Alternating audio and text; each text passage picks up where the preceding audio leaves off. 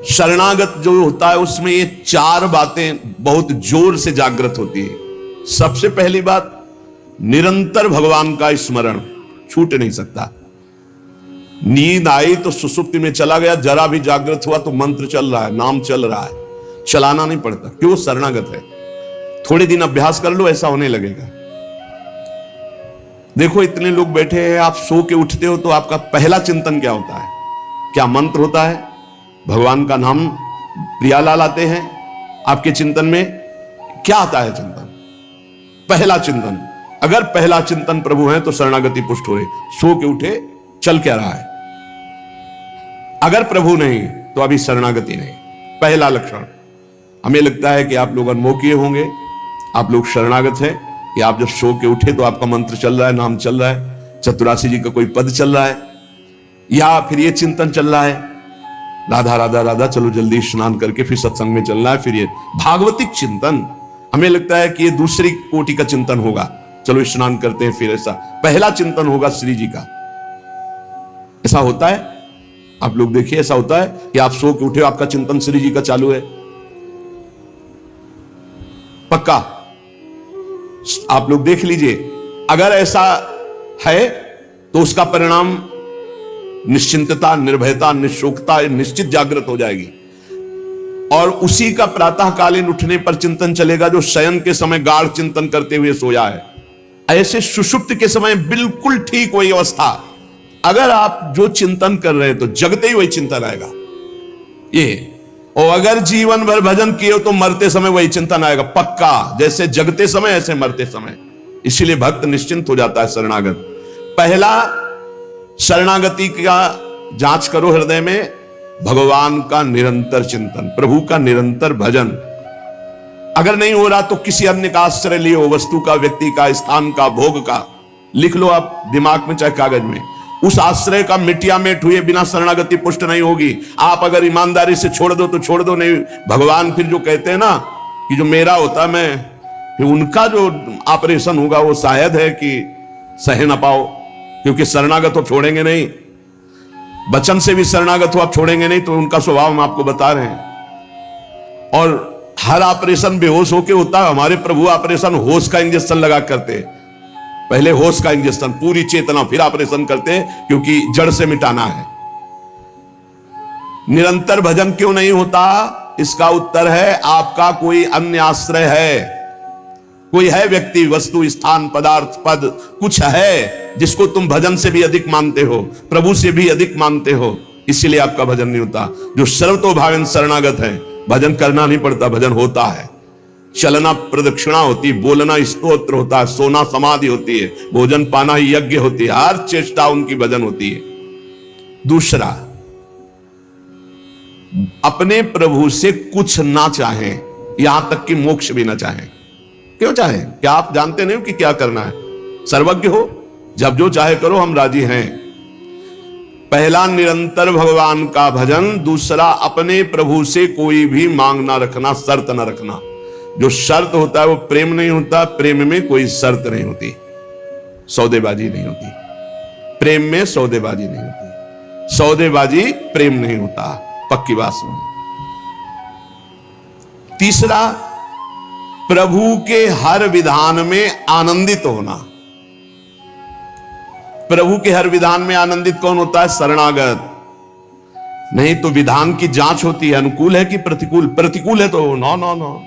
ये जो कच्चाई होती है शरणागति में, वो भरभरा जाता है, शोकित हो जाता है, इधर उधर डगमगा के आश्रय लेने लगता है। हर विधान उनका मंगलमय। चौथा, भगवान के किसी भी विधान में विरोध भाव ना करना। भगवान के प्रत्येक विधान में आनंदित रहना, भगवान के किसी भी विधान में विरोध न करना। जो किया अच्छा हो रहा है, नहीं बहुत हाहाकार मचने वाला ऐसा नहीं, जो प्रभु का विधान है वो मंगलमय है, सब मंगलमय।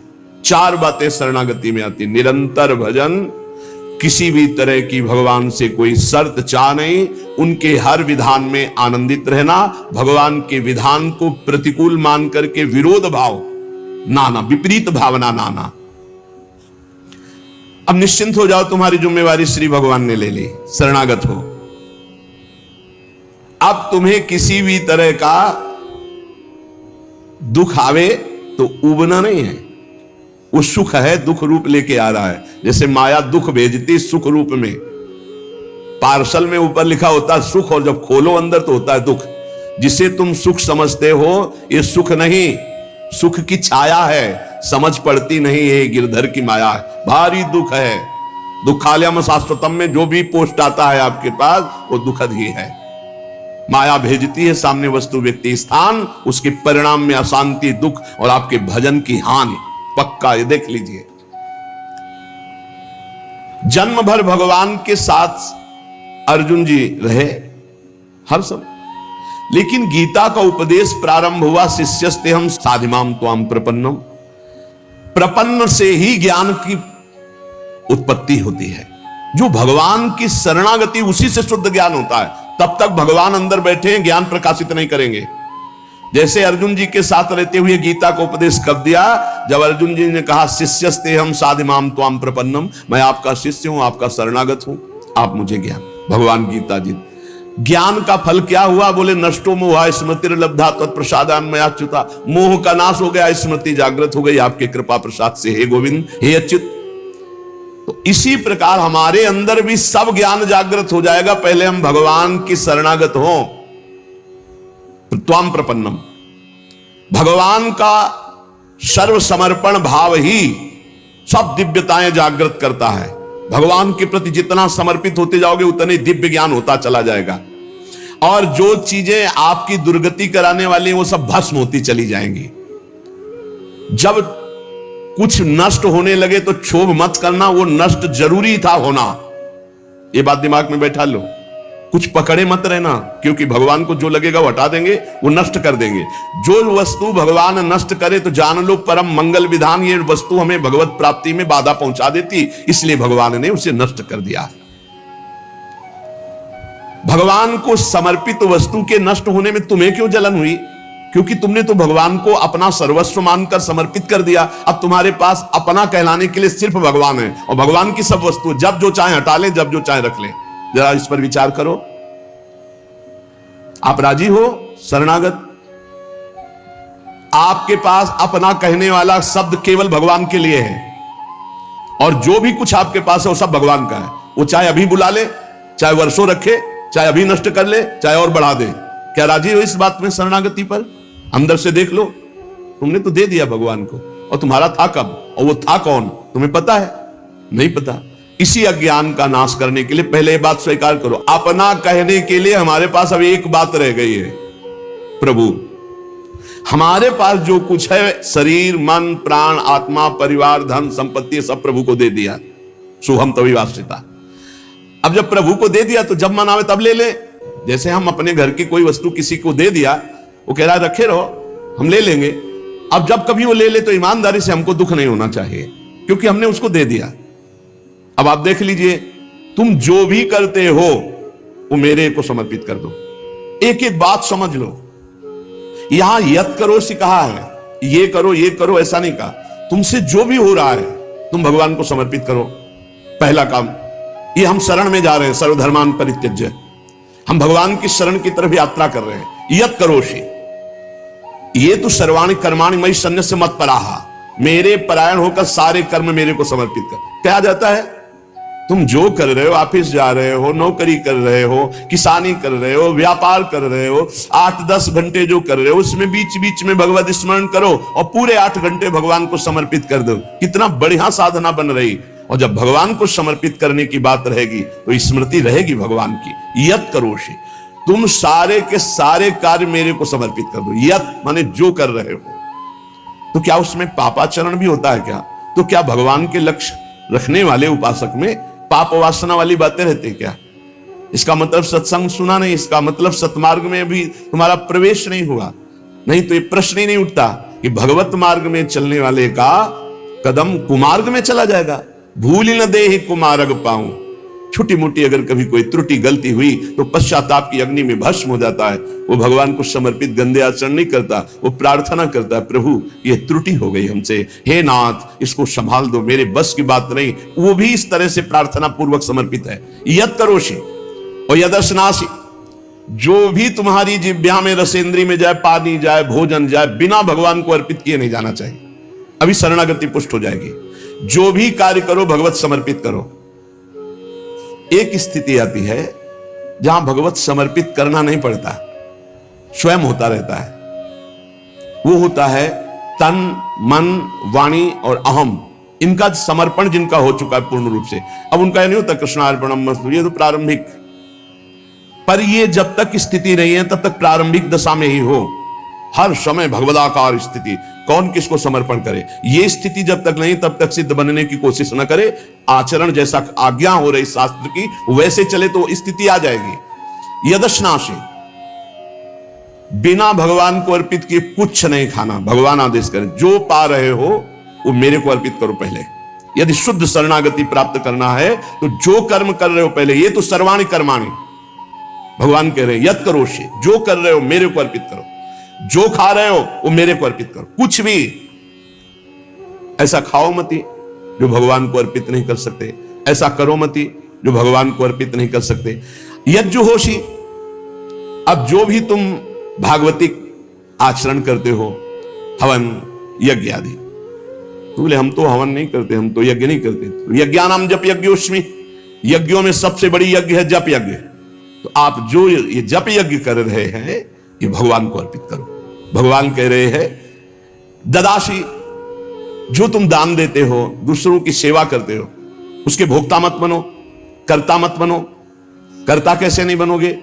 हमारी वस्तु है, हम दान देते हैं, नहीं नहीं, प्रभु की वस्तु है। त्वदीयम वस्तु गोविंदम तुभ्यमेव समर्पये, आपकी दी हुई वस्तु आप इस रूप में आए, आपको दे दिया। ये भगवत शरणागति पुष्ट होने का उपाय भगवान कह रहे हैं। यह तपस्या से, जो तुम साधना कर रहे हो, जो तुम तपस्या कर रहे हो, वो सब मेरे को अर्पित कर दो। अर्थात तुम्हारी पूरे जीवन की, पूरे दिन की जितनी चेष्टाएं हैं सब भगवत अर्पित होनी चाहिए। इससे तुम्हारी शरणागति पुष्ट हो जाएगी। यद करोसी यदस्नासी यद जुहोसी ददासी यद तपस्यसि कौन्तेय तत्कुरुषु मदर्पणम, मेरे को अर्पित कर दो। अब ध्यान रखना, अब अपनी कमी की चिंता नहीं करनी, क्योंकि हमने भगवान को सब कुछ अर्पित कर, और कमी रहेगी नहीं। कमी रहती है अहंकार के कारण, भगवत विमुक्ता के कारण। फिर भी आपको संतुष्ट करने के लिए कह रहे हैं कि जैसे हम अपना मकान किसी को दे देते हैं तो मकान में जाले लगे हैं या टूटा है या कुछ भी बिगड़ा है, अब ये सारी जिम्मेवारी जिसने मकान खरीद लिया, ले लिया, उसकी होती है। वो मरम्मत करवाएगा, वो सफाई करवाएगा। ऐसे ही हम अपने तन को, अपने मन को, अपने प्राणों को, अपने जीवन को जीवननाथ प्रिया प्रीतम के चरणों में समर्पित कर दिया। अब हमको बेपरवाह रहना है इस विषय से। अब हमारा क्या होगा हमको ये चिंता नहीं करनी। अगर चिंता है तो शरणागति नहीं हुई।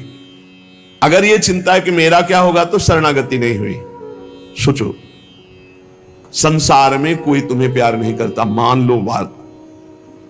जो प्रिया जो प्यार करके अपने महल में रखे, सुविधाओं के द्वारा तुम्हारा भरण पोषण कर रहे, तुम उनके प्रति रोना नहीं आता? उनके प्रति तुम्हें ये गुस्सा आता है कि ये प्रतिकूलता क्यों दे दी, हमारी ये अनुकूलता की बात थी, अनुकूलता क्यों नहीं दी? अरे जिनसे तुम अनुकूलता की आशा करते थे वो तो तुम्हें देखना नहीं चाहते, अंतर की बात तुम्हें बता रहे। और जिनको तुम कभी माने नहीं, जिनके लिए कभी कुछ किया नहीं, वो तुम्हें अहेतुकी प्यार से लबालब डुबो रहे, फिर भी तुम्हारे अंदर गुस्सा आता है प्रभु के प्रति। तुम हो कौन?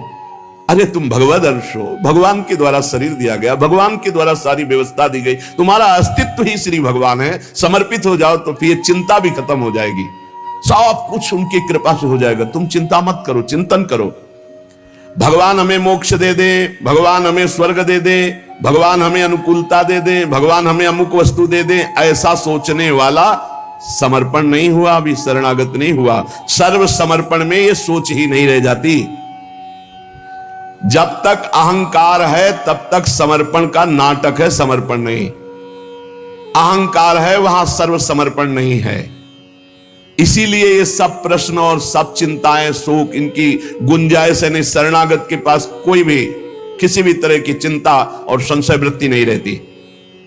सर्व समर्पण हो जाने पर अब जिम्मेवारी भगवान की है, हमारी नहीं। हमारा केवल कर्तव्य भगवान का आदेश पालन करना। वो आदेश करें अनन्यस चिंतयन्तो माम, केवल मेरा अनन्य चिंतन करो, माम अनन्यस चिंतन। जिस प्रकार पतिव्रता पत्नी पर पति का पूर्ण अधिकार होता है, उसी प्रकार पत्नी का पति के संपूर्ण वैभव पर भी अधिकार और गोत्र पर भी अधिकार। वही नाम, वही गोत्र, वही संपत्ति।